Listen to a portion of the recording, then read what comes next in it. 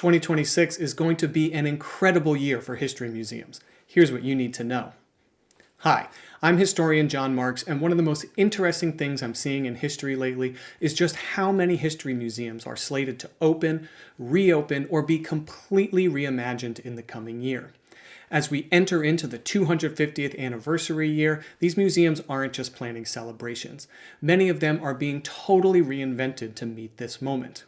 Here in the DC area at the National Archives, they just opened a massive new exhibit that's really incredible. I got a chance to visit at its opening a few weeks back, and it is immersive, it's visually stunning, it's personalized in a really incredible way, and just does a great job connecting visitors with the collections of the archive.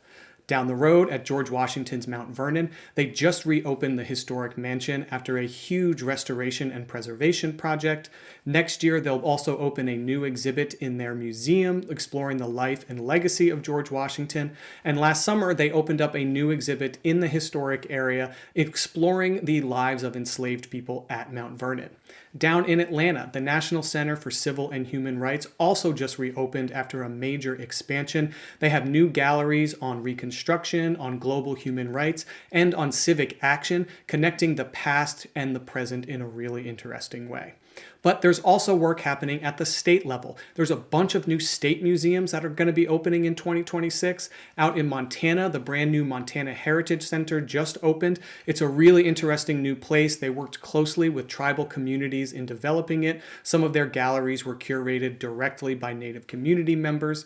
Next summer in Utah, the brand new Utah State Museum will open. And then later in the year, the new Maine State Museum will open after an extensive renovation process. Each of these places have been working for years to make sure their new buildings and new exhibits were ready for 2026 to align with the nation's 250th anniversary.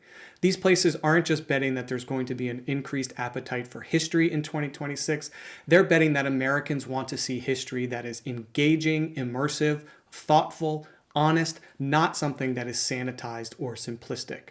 And even if the 250th anniversary isn't your thing, just know that there's going to be a lot of incredible new history museum stuff to see in 2026.